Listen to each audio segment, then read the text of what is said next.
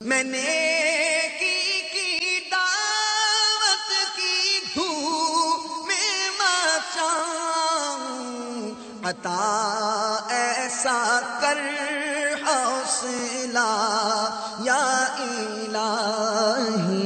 مسند امام احمد حدیث نمبر 27421، حضرت سیدنا حسین بن محسن رضی اللہ تعالی عنہ کی پھوپھی، نبی امی رسول ہاشمی محمد عربی صلی اللہ علیہ وسلم کی خدمت عالی میں کسی کام کے لیے آئیں۔ آپ نے ان کی ضرورت پوری فرمائی۔ پوچھا بی بی کیا تم خاوند والی ہو؟ جواب دیا ہاں۔ فرمایا ان کے ساتھ تمہارا سلوک کیسا ہے؟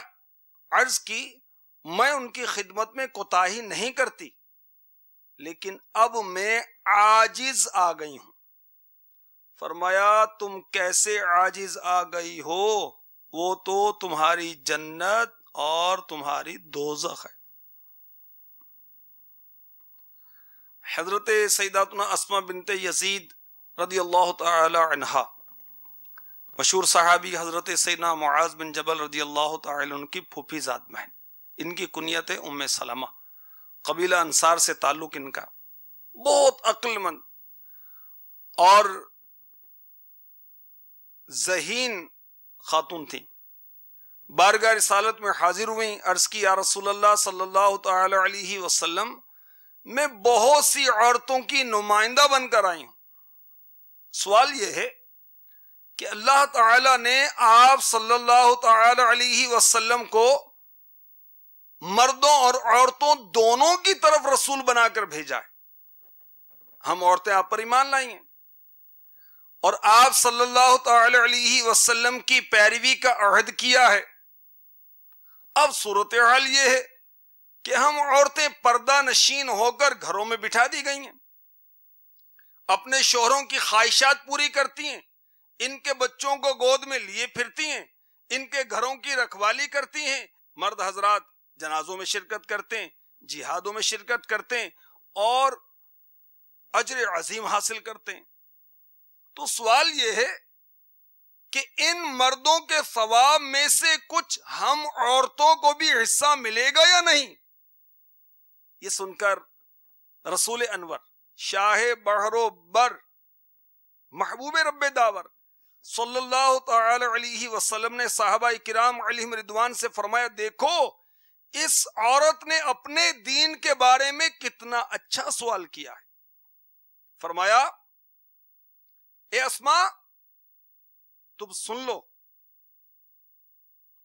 اور جا کر عورتوں سے کہہ دو، عورتیں اگر اپنے شوہروں کی خدمت گزاری کر کے ان کو خوش رکھیں، ہمیشہ شوہروں کی خوشنودی طلب کرتی رہیں، ان کی فرما برداری کرتی رہیں، تو مردوں کے اعمال کے برابر ہی عورتوں کو بھی ثواب ملے گا۔ یہ سن کر حضرت سیداتنا اسماء بنت یزید رضی اللہ تعالی عنہا بہت خوش ہوئی اور خوشی سے اللہ اکبر یعنی نعرہ تکبیر لگاتے ہوئے باہر تشریف لائیں۔ جنتی زیور بہت پیاری کتاب ہے، اسلامی بھائیوں کو بھی پڑھنی چاہیے اور اسلامی بہنوں کے لیے تو بہت ہی پیاری کتاب ہے، بالخصوص اسلامی بہنوں کے لیے لکھی گئی ہے۔ سونے چاندی کے زیورات، رولڈ گولڈ نہ جانے کیسے کیسے زیورات اسلامی بہنیں استعمال کرتی ہیں، جنتی زیور عطا ہو جائیں تو کیا ہی بات ہے، سبحان اللہ۔ اس کے صفحہ نمبر 529 تا 530 پر شیخ الحدیث حضرت عبد المصطفیٰ اعظمی علی رحمۃ اللہ الکوی لکھتے ہیں، اسماء بنت یزید کو ثواب آخرت حاصل کرنے کا کتنا شوق اور جذبہ تھا رضی اللہ تعالی عنہ۔ یہ تمام مسلمان عورتوں کے لیے ایک قابل تقلید نمونہ ہے۔ کاش اس زمانے کی عورتوں میں بھی یہ شوق اور جذبہ ہوتا تو یقیناً یہ عورتیں بھی نیک بیویوں کی فہرست میں شامل ہو جاتی اور ثواب سے مالا مال ہو جاتی۔ آخرت کا ثواب حاصل کرنے کا کتنا شوق، کتنا جذبہ ہے کہ بارگاہ رسالت میں سوال کیا جا رہا ہے کہ آقا، مرد حضرات جہاد کرتے ہیں، ثواب کماتے ہیں، جنازوں میں شرکت کرتے ہیں، ثواب کماتے ہیں، ہم یہ ثواب حاصل نہیں کر سکتی؟ تو میرے آقا علیہ الصلوۃ والسلام نے تربیت فرمائی، جو کہ ساری امت کی عورتوں کے لیے تربیت ہے۔ شوہروں کی خدمت گزاری، ان کی فرما برداری، ان کی خوشنودی، تو مردوں کے اعمال کے برابر ہی عورتوں کو بھی ثواب ملے گا۔ تو کاش ثواب کا لالچ نصیب ہو جائے۔ خوش نصیب ہیں وہ اسلامی بھائی جن کو ثواب کا لالچ ہوتا ہے، جن کو ثواب کی حرص ہوتی، لگن ہوتی، تڑپ ہوتی کہ مجھے ثواب مل جائے، میرا ثواب بڑھ جائے۔ اللہ اکبر۔